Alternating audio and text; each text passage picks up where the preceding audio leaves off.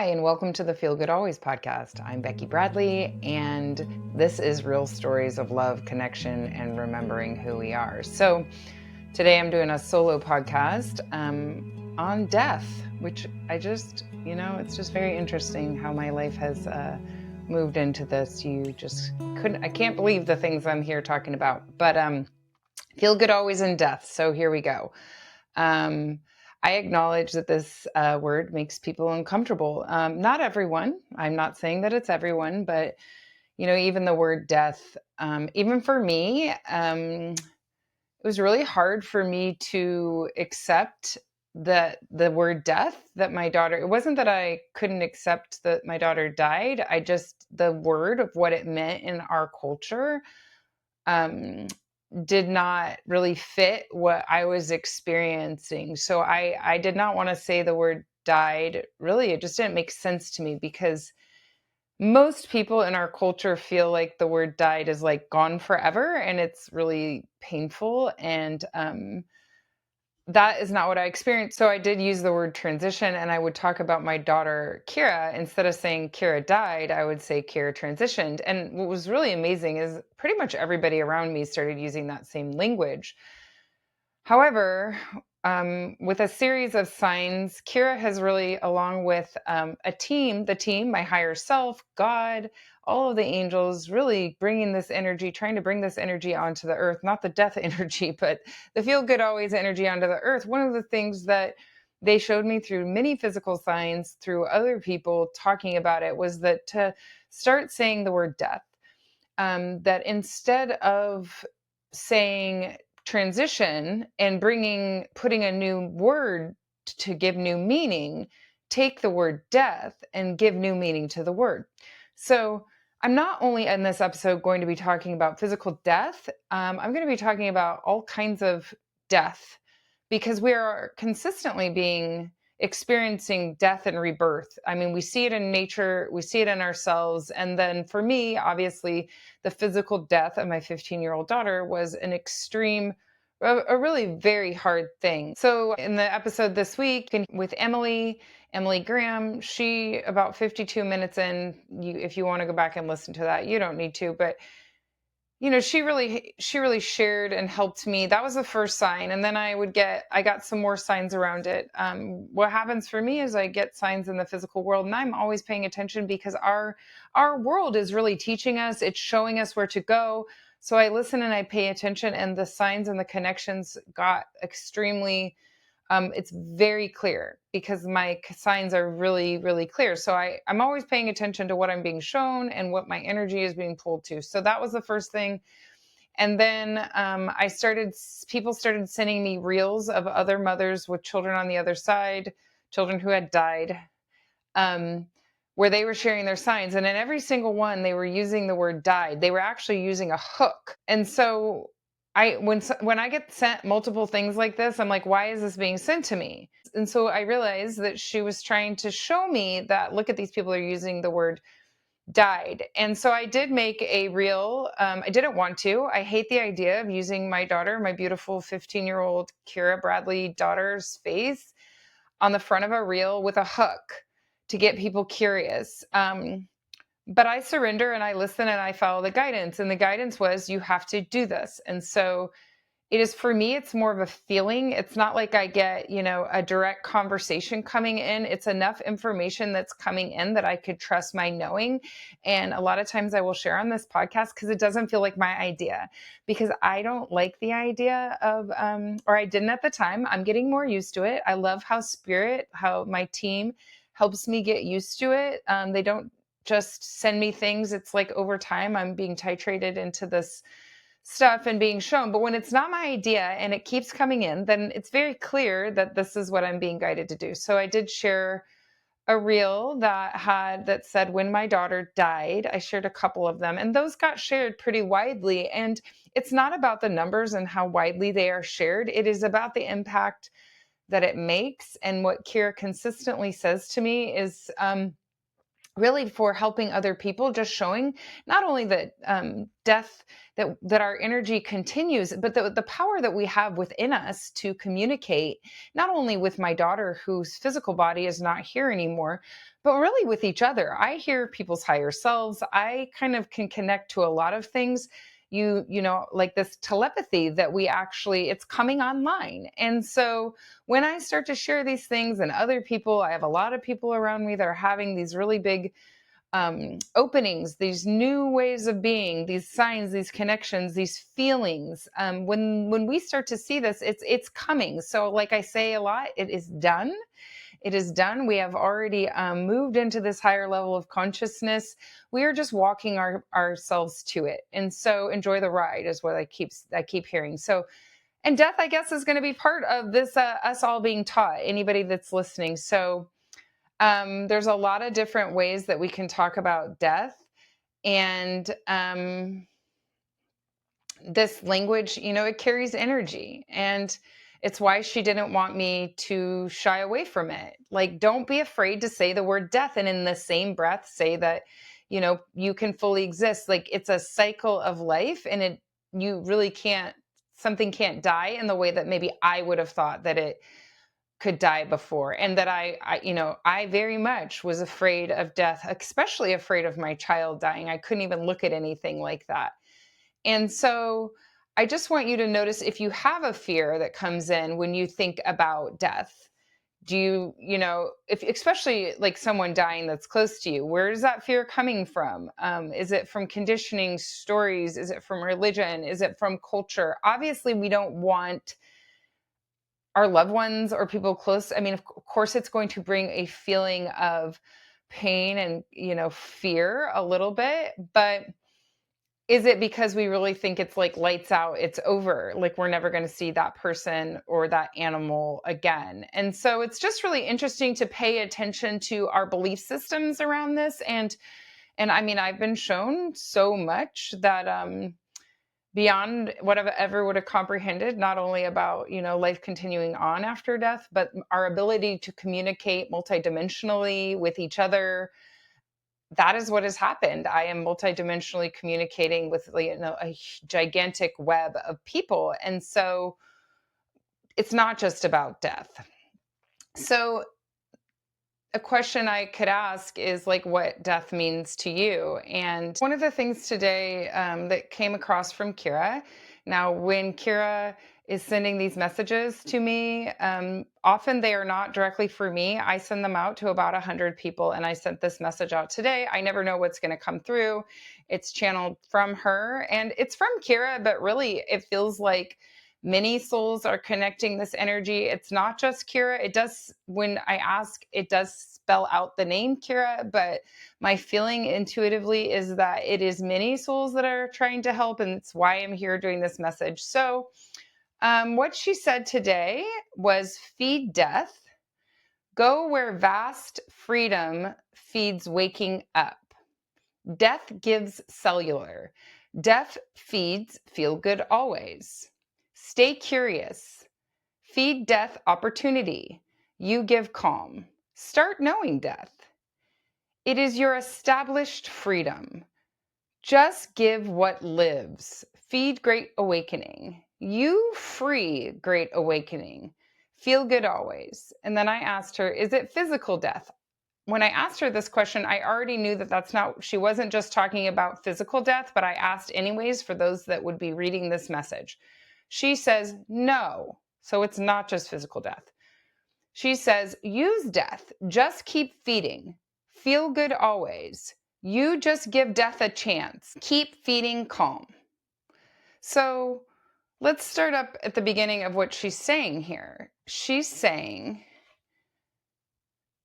where vast freedom feeds waking up. She's saying death provides a vast freedom and it wakes us up. So I've had that experience. Have you had a divorce, or have you had a deep amount of suffering that on the other side of it, you opened up to more possibility and more connection because you were seeking? That's pretty much what that's saying. And I know that I have been fully awakened since Keira's death, which was a death for me. So when we really start to look at what is happening to us and these series of what we might consider deaths or really hard things and suffering, that it can give us freedom. And she says, death feeds feel good always. Like, what? That doesn't even make sense. But I do understand it because Kira's death opened me up to a feeling of deep connection to everything and everyone. And I had to burn away the parts of me that I identified with, that I thought, this is me, this is who I am. I burned away belief systems, illusions, all of that. And so that's why she says, stay curious, ask questions, like, when I had a thought that says my life is over. And when I looked at society as a mother who had lost her child, what you would see is anything on the internet is like, this is the worst possible thing that could happen to someone. I would watch other mothers and fathers have to be in private Facebook groups because their faces of their children were too much for society to look at. And I understand this because I am society and didn't want to see that kind of stuff before because I wasn't willing to feel the pain of that. And so some people are willing, I was not willing to feel it. And so, I just had to be like, am I really, the curiosity came from questioning everything and thinking, is this really going to be my path? And we can question everything, what we've been told about death, what it means, not only physically, but in our own experience, knowing that everything that happens to us that maybe feels like a death is really an awakening. It's at a point, it's happening for us. And so that is why she says, feed death an opportunity. So this opportunity is for us to open up, to awaken. And she constantly reminds me to feed calm, start knowing death. Like, the less we are afraid, if we look that fear straight in the eyes, less we are afraid of things changing and not going our way, knowing that only love is real. The more we get to the truth of that, the closer that we get to, the less we are afraid of these kind of things. And so that is what's happening in the Great Awakening. We're not afraid of death. We're actually not afraid of anything because we're just having an experience. We are able to just really expand in that way. And so that's why she's saying, use death, just keep feeding, like, feed yourself, feed the energy, and feel good always. Give death a chance. And so I think it's like, we don't need to be afraid of it. We don't have to worry about it. We need to just have an experience one moment at a time. And so in our culture, we really like to hide away death. We like to put it in, do it quietly off to the side and not talk about it. And even me, I'm calling it transition. And so I am learning too, just like anybody that's listening, we're all just staying curious about the way that we walk through life. I feel like my life is always showing me something. I was just walking on the beach the other day, and there's bones on the beach, and there was a dead sea lion, and there's in the seaweed, there's all kinds of life and death. If you just go take a walk outside, it's fall right now, so you're seeing the leaves fall into the ground and they're decomposing. And there's like this whole cycle of life where we're seeing death and rebirth in nature all the time. We see it inside of us. And really, we know from near death experiences, and I know from my communication on the other side, that death, when we leave these physical bodies, is really a freedom. So that is all like on the physical level, but you also have these mini deaths and rebirths that can happen over and over in our lifetime. And they can happen as simple as like losing a job, having a relationship fracture, maybe somebody in your family that you're not speaking to anymore. So it can feel like that death, any kind of transition from what we thought our life was going to look like and what it looks like now. It is a death. And it is hard. And I acknowledge that it is hard. But what we are being asked to do is to be willing to feel it, to know that we can actually survive anything, and to really like look death in the face. And for me, that looks like, I'm not afraid of death. I wanted to die. But it feels different today. I know I can't die. I know that my energy, my soul is eternal. And I know I have a lot of work here to do. I enjoy every single moment of every single day.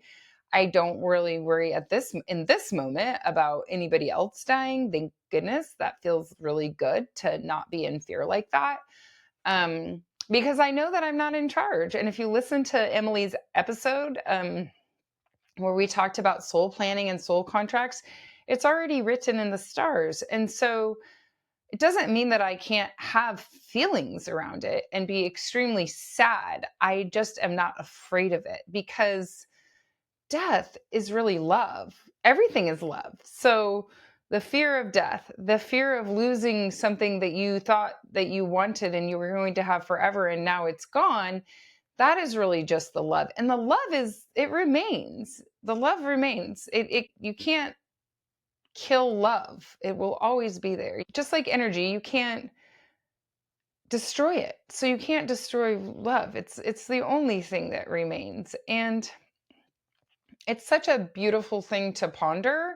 Um, just out in nature, like, what does it mean? I mean, really, everything that we do in our lives, every single thing, every system, every walk, everything that we ever believed, it's just like really beautiful to question it and to see it with a new eyes and to feel it. And it really has expanded me into this feel good always energy.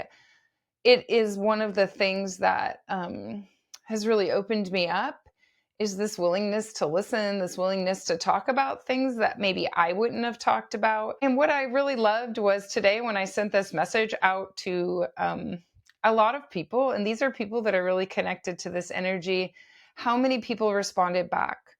And I mean, pretty much immediately, I had a lot of responses, and I loved it because it just tells me, and I'm so grateful that I do this, it just helps feed the energy back to me that no, no, Becky, this is not a topic that people don't want to talk about. They do, because it's just that it's not being talked about on a macro level. So we were talking about it one on one, and I'm being fed this energy to really tell me, like, let's just start talking about it. Physical death, and also just, you know, what it means in general to feel like to have these many deaths and rebirths. Nothing is permanent here. And death actually can be an end to suffering. A physical death can be an end to suffering.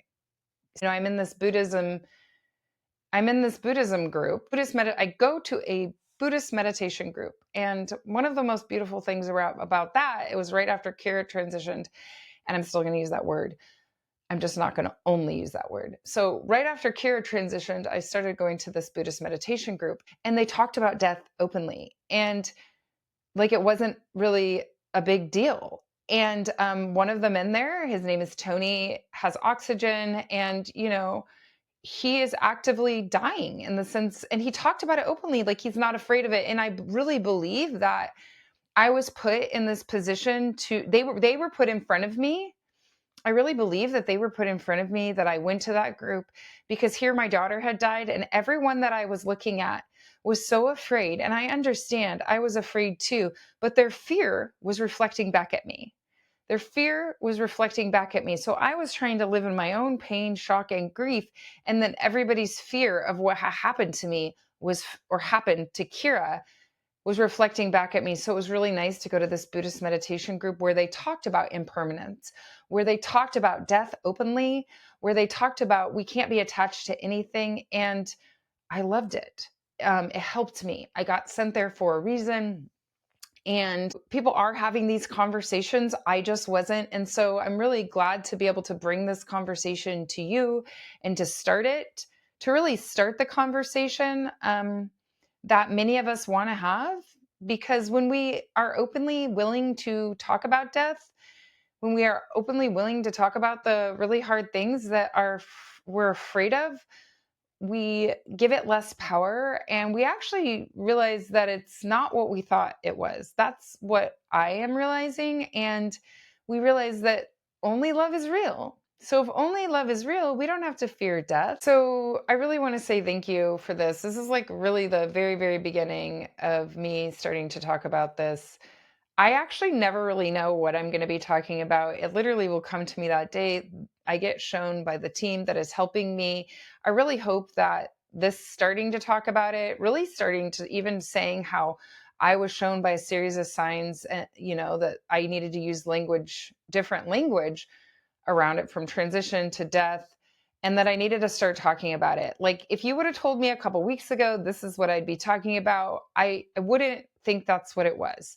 Obviously, I'm talking about my child dying, but like not a solo talk on it. And I don't know. I surrender. So I surrender to whatever needs to come through. And I trust and I believe that they're showing me what the collective needs to hear. Maybe not the entire collective, but what the energy of the people that are listening to this podcast. Even if you don't think that you need to hear it, you most likely do if you're listening. Some people that are listening to this podcast maybe didn't want to click on this one. But if you did listen, there's something that you should hear. So as soon as I started getting the death signs, it was everywhere. And I saw death everywhere. And it doesn't scare me. It doesn't scare me anymore. I'm not afraid of death. I'm not afraid of seeing signs around it. So if you start seeing signs around death, share them with me.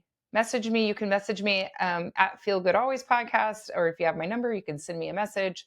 I love to hear everything that is coming through for all of you, your signs, your connections. It feeds energy to me. I've talked about this circuit that we have where, we are all being fed this beautiful energy. I right now am feeding it to you. You are feeding it back to me. Even if it's just your higher self is feeding it, I can feel it right now. And they are feeding me. I am feeding you. You are feeding me. It's a big circuit. And we're all being fed until the web goes out as far as you could infinitely, really. And we all do this together. I can't do this podcast without all of you. I really can't. I'm so grateful that you're listening, that you're giving me an opportunity. It helps me. It helps me understand my own experience by trying to share mine with you and trying to, teach some of the ways that I have learned. And I am learning along the way in lightning fashion. It feels like really, really fast. So we're all learning together.